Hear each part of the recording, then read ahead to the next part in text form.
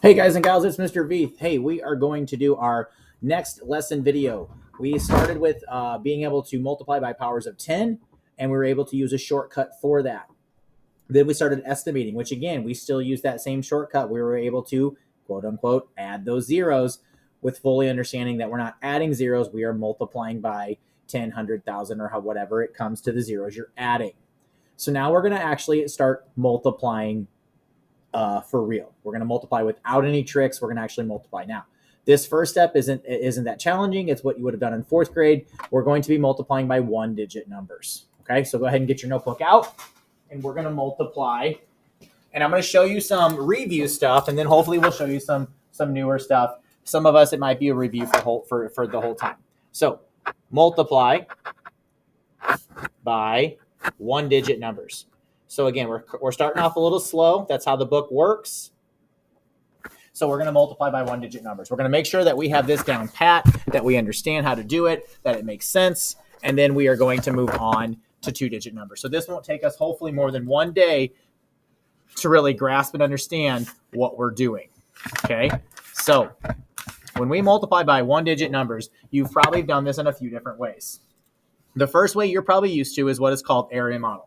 So if we have the number 26 times 6, there are two ways that you can do this problem. The method that you probably most know or you probably remember is area model. Now, area model is actually using area. And I don't even know if you guys all realize that. Area model uses area. It really uses length times width. So when you're doing area model, don't think to yourself, oh man, I don't like this. Understand that you're just turning every problem into an area problem. So when we get doing area or you've done area, it should make it a little easier. So if I'm going to do this, I'm going to go ahead and make my rectangle. And then what I'm going to do is I'm going to decompose the numbers. Okay, so up top, I'm going to make 26. 20 plus 6. When I do it, right where I put my plus signs, where I'm going to separate my two rectangles. What I'm basically saying is I'm saying this rectangle's length is 20. This second rectangle's length is 6. So understand when you're using the area model, you're actually using the skill of area. Okay? So that way when we do area and when we do something called volume later on, this should really stick in our brains very well. Okay? So we have 26. We decompose it, 20 plus 6. And then we have our second number we're multiplying. This is called the multiplier. We're going to put him right here. And since we only have one digit, we only have to do 6. If we had more digits, we would keep going, breaking the rectangle down as well. So what we're going to do is now we're breaking this into two separate problems, which is kind of like we're going to do here, but we're just kind of doing it a little differently. In doing this, we're going to keep up with what we've been doing with the first two lessons. Find the basic fact. So what's my basic fact in 20 times 6? Well, you should see it's 2 times 6. So then what is 2 times 6? It is 12. Obviously, you left 1 0 off, so you can add the 0 because you know you have to multiply by 10. And so your answer's 120. So we have 20 times 6 equals 120. Well, now we're going to take 6. And what do we know about rectangles? Since we know this rectangle is worth 6, or this width right here is 6, what do we know about rectangles? Opposite sides are the same. So that means this guy is 6 and this guy is 6. So what we're going to do is we're now going to find the length and width of this rectangle. Well, we know this guy is 6, but now we also know because of opposite sides the same, this side is 6. So this problem is going to be 6 times 6. Again, when you used the area model in the previous years, I don't know if they ever taught you that or made you see that, but what you're doing is you are using area, length, and width. So 6 times 6 is 36. Okay, now I have two what are called partial products. I have 120 for this rectangle, 36 for this rectangle. What do I have to do to find the full rectangle, the full area?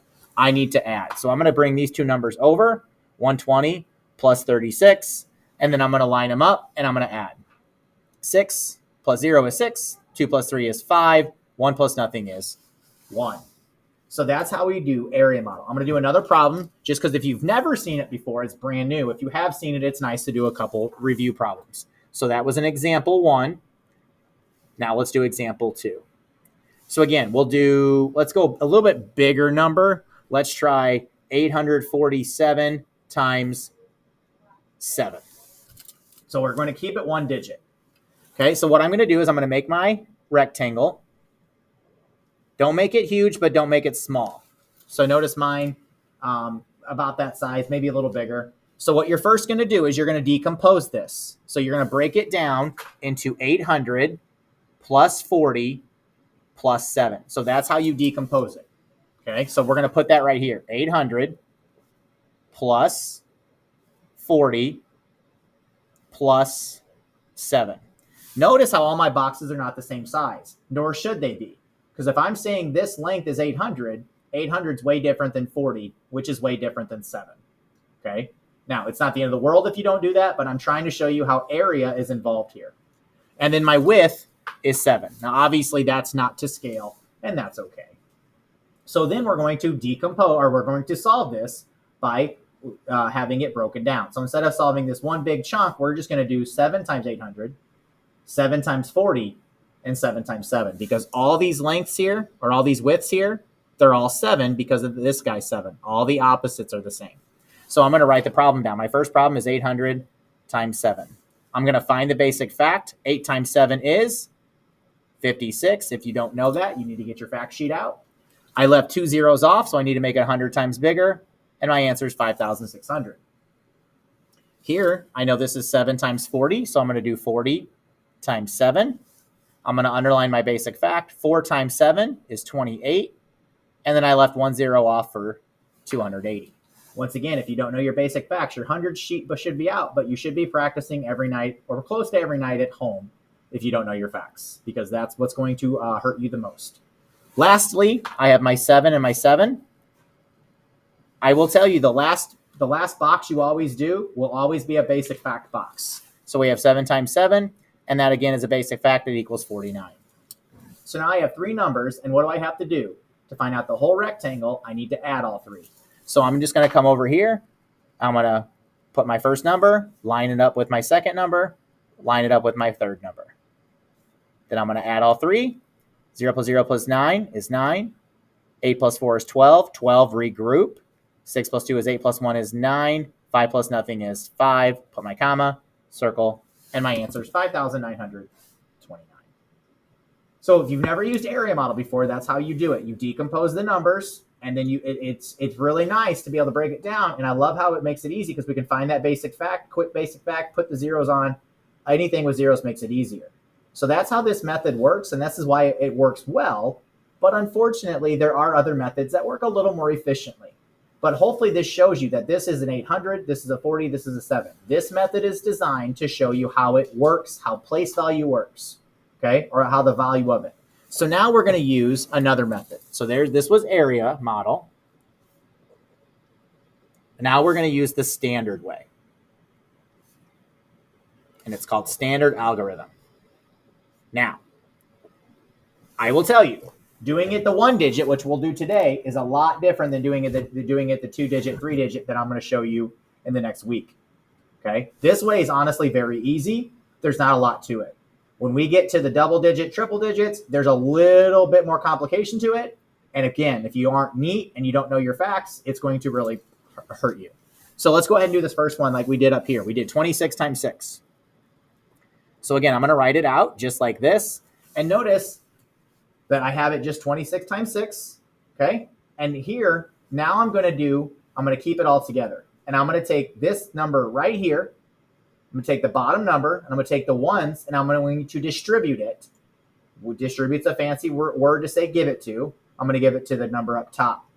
Okay. So your first step is multiply the ones place. And it doesn't always have to be the ones place. If there was a decimal here, it would be the tenths place, but we always just say the ones because that's where we're starting in whole numbers. Multiply the ones place by all numbers up top, starting at the back. And again, if I'm going too fast, you can pause me, write it down, and then unpause me. This part right here is going to be super important, starting at the back. You're always, when you're multiplying this standard algorithm, you're always starting at the very back of the number. You always start with the lowest place value. Okay? So here we go. 6 times 6. Well, we know, and I'm going to write it up here. You don't have to write this. I'll write this first part. We know 6 times 6 is 36, right? But we can't just put 36 down here because now we're using place value. That is what a standard algorithm uses, okay? And I'll even put here, uses place value. The reason these two methods are different is this does not use place value. Notice I could put the whole 5,600 here, or like this one here. Notice the answer 6 times 6 is 36. I just wrote 36 down. Here, I'm using place value. So I can only put one digit in the ones place here. And out of 36, which digit is it? You have a 6 in the ones and a 3 in the tens, so obviously it's going to be the 6. So you'll put the 6 down. Well, what happens to the 3? Well, let's think logically. The 3 is really a 30, right? So again, look up here, 36. So this 3 is really worth 30. So technically he should be in the tens place. So I need to regroup him to the tens. So what this means is I have 6 down here, but I have 3 tens right here. So now I'm going to do my next thing. I'm going to multiply the 6 by the 6. I did that, and it says multiply all numbers. So now I'm just going to go in a row and multiply all these numbers as I go. So 6 times 6 is 36. There's my 6. There's my regroup 3. Now I'm going to do the next number, 6 times 2. 6 times 2 is 12, but I can't forget about my regrouped number up here. So I know 6 times 2 is 12, but this isn't really 6 times 2. Really, go up here, it's 6 times 20. Okay, because this 2 is in the tens place, this is really 20. Now, notice where I'm going to be, where I'm going to put my next number at. I'm going to put my next number in the tens place. So that's why I don't have to write it like this, because I'm going to put it correctly in the right spot.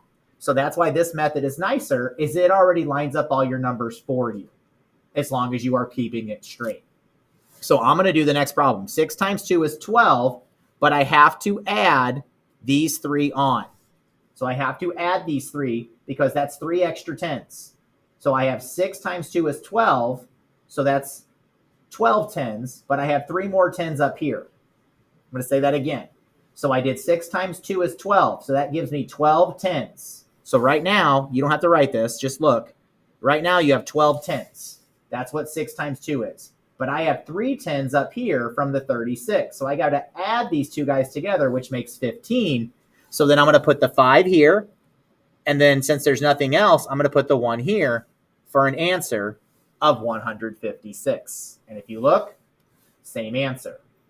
Okay. So what I did is you can see that I did 6 times 6 to get 36, just like my area model. And then I did, look at this problem, I did 6 times 2 to get 12, but really it's 6 times 20, which is what this is. Okay? But all I did was then add my 3 tens to get 156. So same number, same answer. Okay? Let's do the same problem as I did up here. So now let's do 847 times 7. Again, follow the rule. Multiply the ones place, and actually I meant to say multiply the ones place, on bottom. That's my fault. Multiply the ones place on bottom by all numbers up top, starting at the back. So multiply the ones place on bottom. So you're going to take this ones place on bottom, and you're going to distribute him to all the numbers up top, starting at the back. So I'm going to go 7 times 7. Then I'm going to do 7 times 4. Then I'm going to do 7 times 8. Okay, so let's try it out. 7 times 7, and again, I'm going to write it up here just so you see it, is 49. You don't have to do this ever. I'm just showing you. So this answer, the first answer would be 49. So the 9 from the ones place would go right there.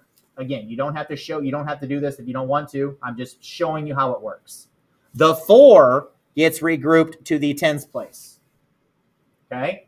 So now I did 49. Now I move to the next. So next, technically, I'm doing 7 times 40 because he's in the tens place.